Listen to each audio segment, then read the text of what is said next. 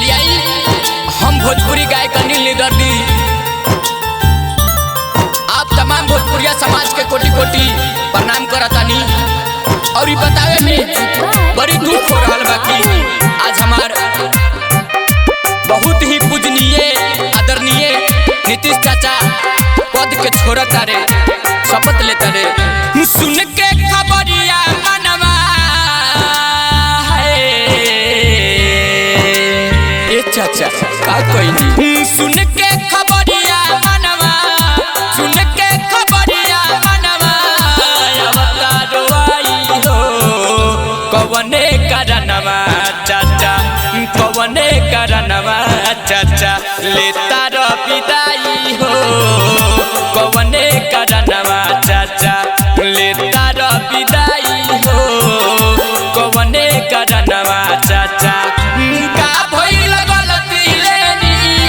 का भइल गलती लेनी अतवा उठाई हो कवने कारणवा चाचा लेता रो विदाई हो कवने कारणवा चाचा ले लेनी विदाई हो कवने कारणवा चाचा चाचा रउआ ऐसे काहे करतानी। आज हमरा बिहार में बहुत रउआ सुख देले बानी गावे गावे रोड गली गली रोड छात्र छात्रा के पढ़े लिखे के व्यवस्था साइकिल अब के करी सब बताई कैसे के चली चाचा पूरा बिहार हो यह सोची सोची मनवा हो खता लाचार हो तू खब न सहता ये चाचा कैसे के चली चाचा पूरा बिहार हो यह सोची सोची मनवा हो खता लाचार हो खता लाचार हो भइल भरोसा रहे भइल भरोसा रहे अब कहाँ जाई हो